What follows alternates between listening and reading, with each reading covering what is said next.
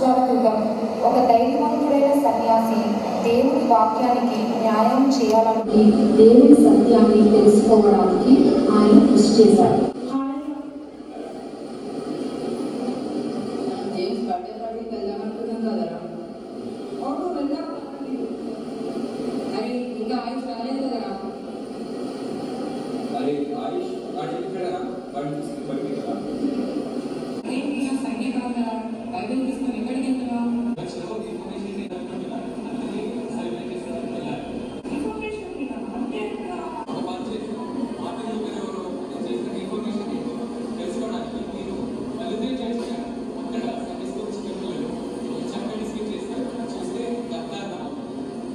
చాలా క్యూరియస్గా ఉంది.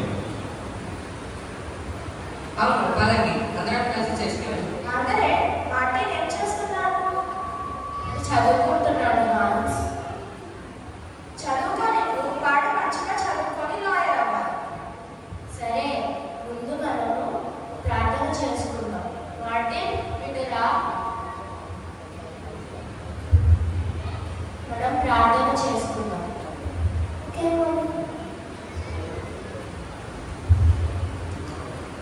మార్టిన్ తల్లిదండ్రులు ఎంతో స్ట్రిక్ట్గా ఉండేవారు. మార్టిన్ లూథర్కి గురుబడిగా ఉండేవారు. మార్టిన్ లూథర్కి గురుబడిగా ఉంటూ 1505లో స్టార్టనింగ్లో ఉన్నప్పుడు భయంకరమైన తుఫాను వచ్చింది. ఆ సమయంలో ఏమైందో చూద్దామా? అయ్యో అంతా చీకటి, ఎంత పెద్ద వర్షం! ఇది నా పాపాలకు శిక్ష. ఎవరు లేరు, నాకు చాలా భయంగా ఉంది. మమ్మీ, డాడీ, అయ్యో నన్ను కాపాడేవారు ఎవరూ లేరా? సెయింట్ యానీ, నన్ను కాపాడు. ఓ దేవా, నన్ను రక్షించు. అయ్యో నేను చనిపోబోతున్నాను. ఒకవేళ నేను బ్రతికితే మొనాస్ట్రీలో చేరి మార్టిన్గా అయ్యి నీ సేవ చేస్తాను. చేయడం ప్రారంభించారు. ఎన్ని కఠిన ఉపవాసాలు చేసినా, ఎంత నిష్ఠగా జీవించినా మార్టిన్కి మనశ్శాంతి కలగలేదు. రోమ్కి వెళ్ళి పిలాతు గృహంగా పిలువబడే చోటుకి వెళ్ళి 28 మెట్లు మోకాళ్ళపై ఎక్కినా కూడా మార్టిన్కి మనశ్శాంతి కలగలేదు. పాపానికి క్షమాపణ దొరికిందని నిశ్చయత రాలేదు. తిరిగి జర్మనీకి వచ్చి కీర్తనల గ్రంథ ప్రసంగానికి సిద్ధపడుతున్నాడు.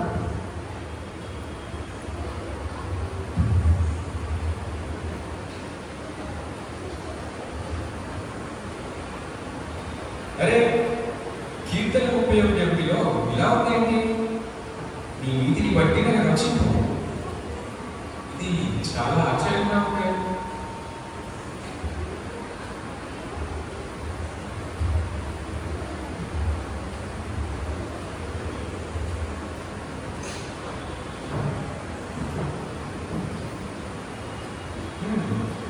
రోమిలకు రాసిన పత్రిక 1:17 నీతిమంతుడు తన విశ్వాసాన్ని పని జీవించు. ఓహో, నేను దేవుడు ఎప్పుడు శిక్షించేవాడని అనుకున్నాను, కానీ దేవుడు ఇంత ప్రేమవాడా? అంటే మనం జీవించేది మన విశ్వాసాన్ని బట్ట. దేవా నీకే వందనాలు. Pope Leo X Saint Peter basilica church నిర్మాణానికి అవసరమైన డబ్బు కోసం జోహాన్ టెక్సెల్ని జర్మనీ దేశంలో కమిషనర్ ఆఫ్ ఇంటెలిజెన్సెస్గా నియమించారు. రండి రండి, మీ పాపాలకు పాప పరిహార పత్రం కొనుక్కొని మీ పాపాల నుండి క్షమాపణ, మీ పుత్రుల ఆత్మల విడుదల పొందుకోండి. త్వరగా రండి.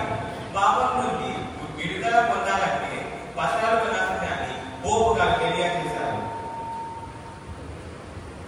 మా తాత హత్య చేశాడు, ఆయన ఆత్మకు విడుదల దొరుకుతుందా? 500 పాప పరిహార పత్రం కొనుక్కో, నీ పాపములన్నీ విడుదల కలుగుతాయి.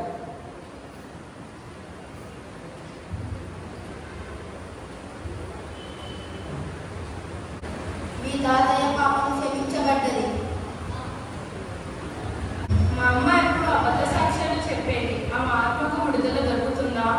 500 పాప పరిహార పత్రం కొనుక్కో, మీ అమ్మ ఆత్మకు శాంతి కలుగుతుంది.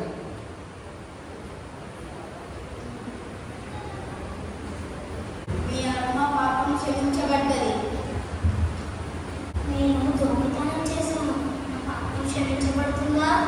మీరందరికీ పాప పరిహార పత్రం కొరకు మీ పాపములన్నీ క్షమించబడతారు. మీ పాపాలన్నీ క్షమించబడ్డాయి. సమాధానంగా వెళ్ళుము. నా పాపాలన్నీ క్షమించబడ్డాయి. ఇక మళ్ళీ దొంగతనం స్టార్ట్ చేస్తా. అక్కడికి పందరిస్తే చాలు. పాప పరిహార పత్రం కొడతా, పాపం పోతుంది. నీతి మోతున్నైపోతాను. తీయి తీయి, చేయి తీయి, ఇటిప్పు ఇటిప్పు.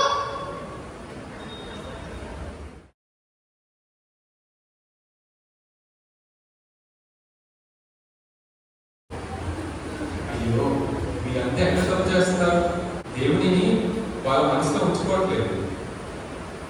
మీరందరూ ఈ ప్రజల్ని ఎంత అవిశ్వాసంగా మారుస్తున్నారు. పాపానికి పశ్చాత్తాపం లేదు, పాపాన్ని ఒప్పుకోవడం లేదు, మారు మనసు లేదు.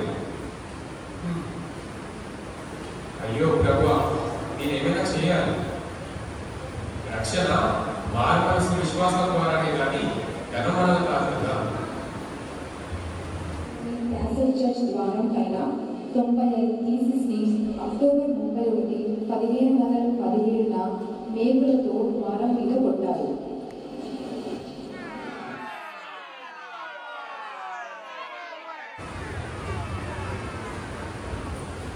ఏంటి 95 థీసిసా?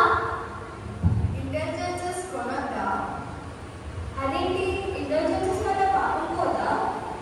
నీతిమంతులు విశ్వాసం మూలన జీవించిన అవును కదా, ఇది నిజం. ఇప్పటి వరకు డబ్బుల వల్ల పాపం పోతుందనుకున్నామే. రక్షణ యెహోవా వలనే కలుగును. ఇంటెలిజెన్స్ ఎవరు కొట్టడం లేదు పో, మార్టిన్ లూథర్ వల్ల. మార్టిన్ లూథరా? ఎవరు? అతను పిలిచి మాట్లాడు. ఏంటి పోకి విరుద్ధంగా మాట్లాడుతున్నా? దేవుని వాక్యమే సత్యం, సత్యానుసారంగా మాట్లాడుతున్నాం. మార్టిన్ లూథర్ను మత పెద్దలు మాట్లాడటానికి పిలిచారు. పదండి, డైట్ ఆఫ్ ఫార్మ్స్ కి వెళ్దాం.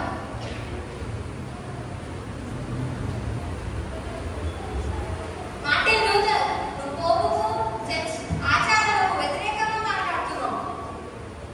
ఆ 95 థీసిస్ ని వెనక్కి తీసుకో. పోపుకి విరుద్ధంగా ప్రకటించవద్దు. నీ వర్క్స్ వెనక్కి తీసుకో. మీరంతా నన్ను వాక్యానుసారంగా కన్విన్స్ చేయండి. అప్పుడు నా వర్డ్స్ ని వెనక్కి తీసుకుంటాను. రక్షణ అందరికీ ఉచితం. మీరు చేసింది తప్పు. దీన్ని వెంటనే మత పరిశోధన చేయండి.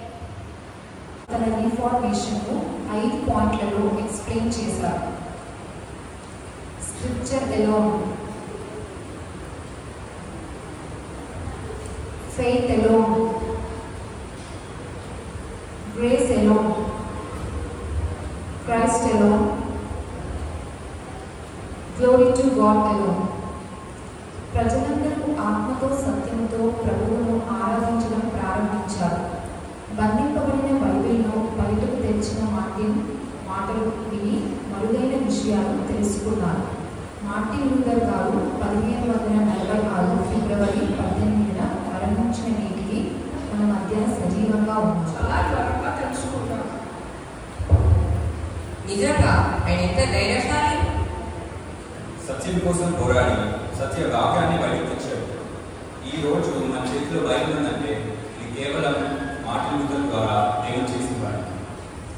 చర్చ్లో అన్యాయాలను, అక్రమాలను, తప్పుడు బోధనలను ఖండించి వారికి వ్యతిరేకంగా పోరాడి రిఫర్మేషన్ చేసిన ఒక గొప్ప ఆదర్శవంతుడు. ఈ రిఫర్మేషన్ డే నుంచి మనం కూడా మార్టిన్ లూథర్ గారిలాగా వాక్యం చదవాలి. వాక్యం చదివి దానిలో న్యాయం చూడాలి. న్యాయం మన పక్క వాళ్ళకి చెప్పాలి. న్యాయం కోసం పోరాడాలి. మన జీవితంలో వచ్చే ప్రతి సమస్యకు సమాధానం బైబిల్. ఇప్పుడు ఈ రిఫర్మేషన్ డే మేమందరం సండే స్కూల్ పిల్లలంతా బైబిల్ చదవడానికి సిద్ధంగా ఉన్నాం. మీరందరూ సిద్ధంగా ఉన్నారా?